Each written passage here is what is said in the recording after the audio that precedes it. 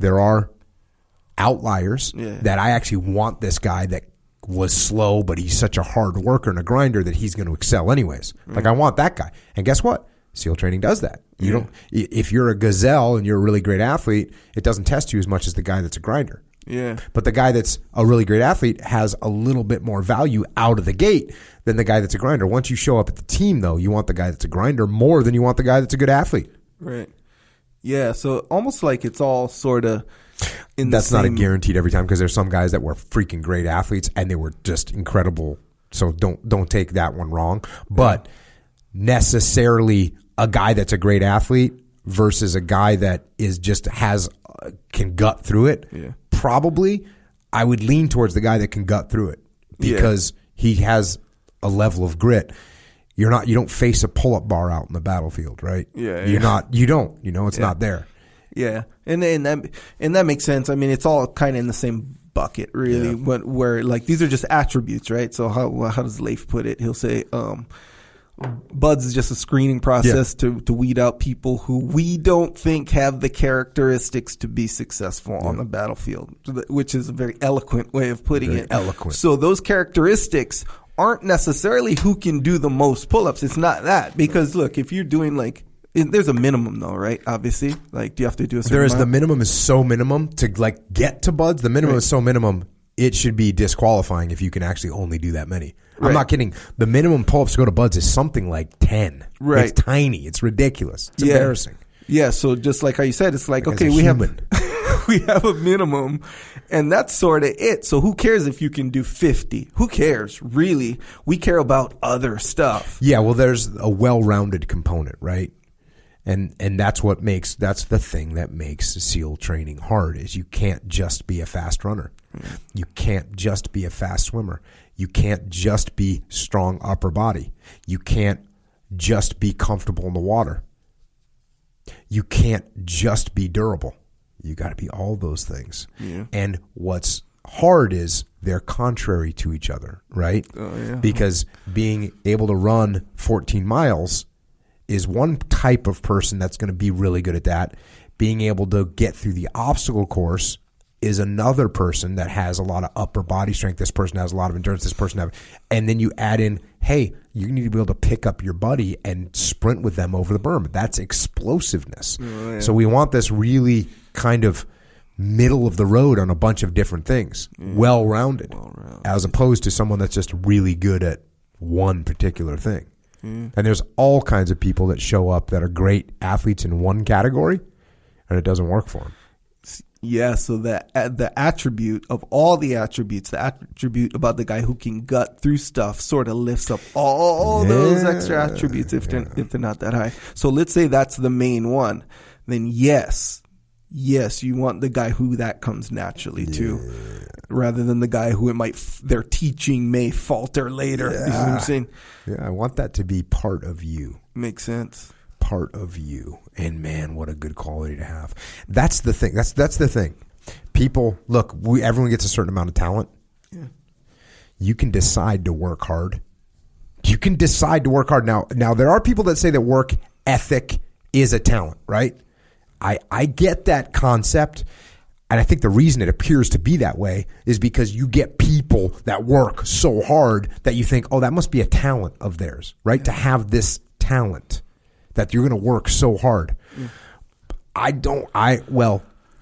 think that you do. You have way more influence over that talent than you do over your explosive strength. Yeah. Well, I mean, infinitely more. Yeah, because you can't. I don't know obviously, I'm no genetics expert, but I don't know that there's a gene or a series of genes that gives you work ethic at birth. I would say the answer is no. Right? I mean, not at all. Right? I mean, we could check with the bro science schools on that one.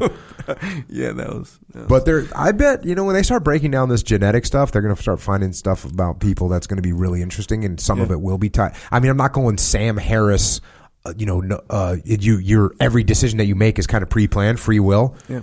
But I'm sure Sam and I will have a chance to sit down if he has the courage to step up to the plate and have a real conversation with me. But I bet as this stuff gets uncovered, they will find that there's a propensity for like a propensity for focus. Yeah. Right? Because that's what hard work is, kind of. Is just, hey, look, like when I was going to college and I would get to, I would do one semester, I took 5 English classes. It was the dumbest thing I've ever done. I would be so crushed with reading over, during the week, but then on the weekend would come and I'd have to read 5 English classes worth of reading. And that was when I would be like, okay, I would have to like turn the switch in my head and just go full on, sit there and read for 10 hours and read and remember what I was reading. Yeah. So that was a switch. It was like, oh, and I remember thinking to myself, I'd be talking to other people that had 1 English class and I'd say, did you do the reading? Can you tell me what happened? And I'd be like, yeah, of course I did the reading. And they'd be like, I cannot sit down and read for that long. And I'd be like, well, A, you don't care. B, you lack discipline. C, maybe I've got a little propensity to be able to turn it on. Or maybe it's just through force of will. Look, I want to get an A in this class. Why? Because I don't want these instructors looking at me thinking that they got a little something on me. No, you don't got anything on me. I'll read this material and I'll know it. Yeah. But all that right there is, it's just so everyone realizes I'm not crazy. That's just gamification. That's just gamification in my head to make things fun, to make things challenging. Right? I'll do that with anything all day long. If I've got something to do, I'm going to have a good time with it. Yeah, and it makes sense. Yeah, we're going to have a good time with it. I'm fine. So when you hear me, I was watching something on Larry Bird. Sure. And he's famous for talking trash to all the other players. But he worked so hard. He was also famous for his work ethic. But I think there's a little bit of gamification, right? When you go, I'm going to do this to you. I'm going to do this. Like he would come down the court and he'd say, here comes 3. Who wants it? Meaning, come and try and guard me. I'm going to hit a 3-pointer. And he would do it. Yeah. There's a little bit of gamification. People respond well to that. So that's me when I was going to college. As a 28-year-old man, by the way. I'm not talking I was an 18-year-old kid all worried about how I looked and what the party was. I wasn't worried about any of that. Yeah. I was in there to win. Dude. And in order to win, I made it into a game for myself. Yeah. Oh, you think you're going to ask me? You think that you're going to come up with a question on this reading material that you gave me that I'm not going to know the answer to? Watch this. Yeah. So that way I'm actually paying attention. Actually paying attention to what's going on. As opposed to, I don't care, doesn't really matter, I'm in the Navy anyways, who cares what I get for a grade, blah, blah, blah, blah. I could make those excuses all day. You can always take the easy path if you want to. It's always there. But you just got to remember that it leads downhill. Yeah. And if you take the righteous path, well, then you're going to move in the right direction. Yeah. Yeah, but it still seems like you got all those methods, we'll say, like from, like you weren't born with that, kind of thing. Who knows? It seems like. Who knows? You got. Yes, it does seem. It seems like it's a choice that I make. Well, and it seems also like where you like what you learned along the way. That's what lessons got reinforced. You know what lessons got reinforced for me? If I don't work hard, I'll lose. Yeah. That lesson got reinforced on me over and over and over again. If I don't work hard, I'll lose. If I work hard, I can do better. I might not win, but I can do better. And I'll tell you something else. If your attitude is only I'm going to win, like that's why I'm doing this, you're not going to win every time. But let me tell you what your attitude can be.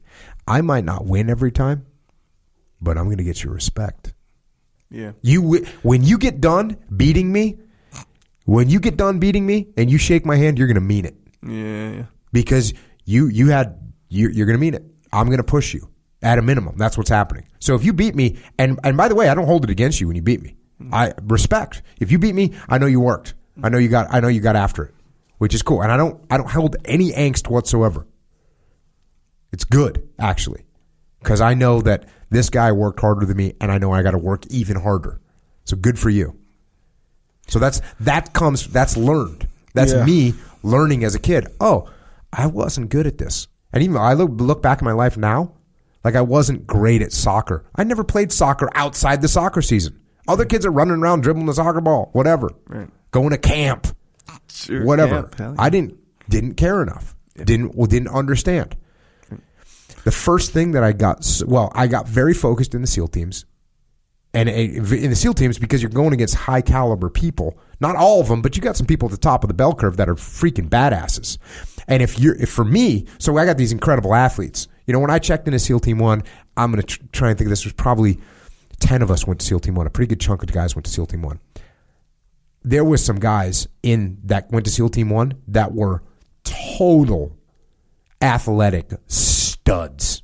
I mean, infinitely better than me in every category of athleticism, you know? And I knew, like, okay, if I'm going to hang with these guys, I'm going to have to work really, really hard just to hang with them, just to hang with them, not to beat them, just to hang with them. So that idea gets reinforced over time. Oh, okay. If I don't work hard, I'll be at the bottom of the barrel. And then what it boils down to, if I'm at the bottom of the barrel, how much am I helping the team? Because if I'm a detriment to the team, now what am I even doing with my life? Yeah. Right? Oh, yeah. I do not want to be a detriment to the team. I want to be a positive to the team. And even though I might not be the best guy in the platoon, I might not be the strongest, the fastest, the best shot, whatever those things are.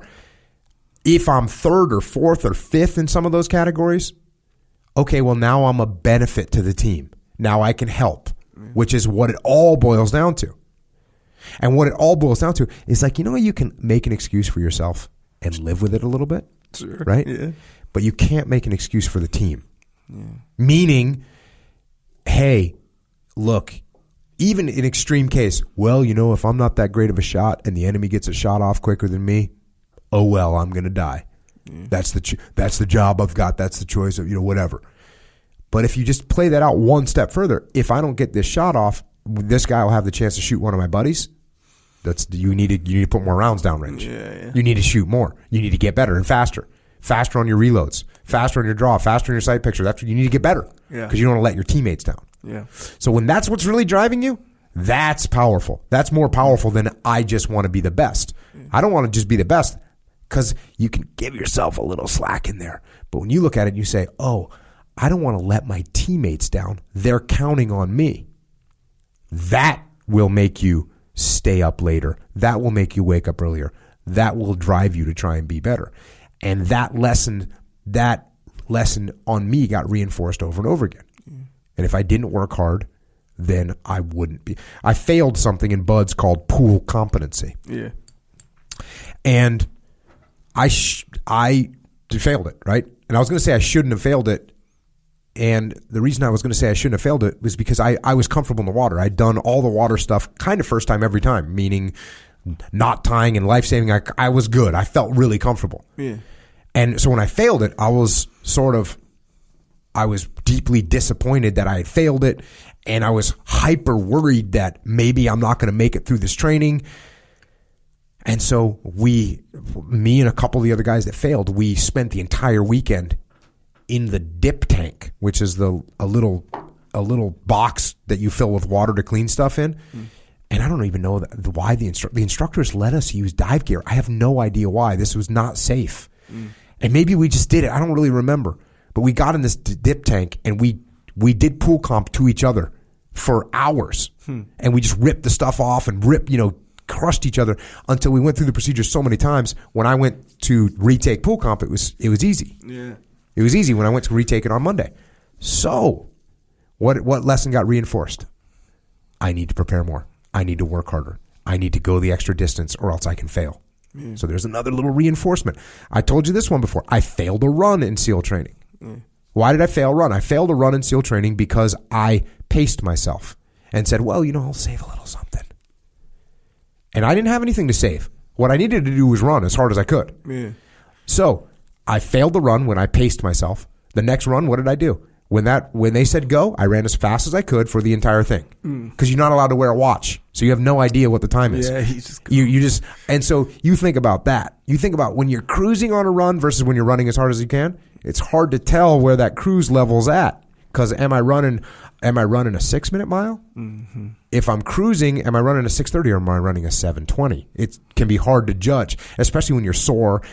Like your body's sore. So, if you did 500 8-count bodybuilders at 3:00 in the morning, and then you go out and you run your run, your pace, you might seem like you're running faster than you really are. Harder.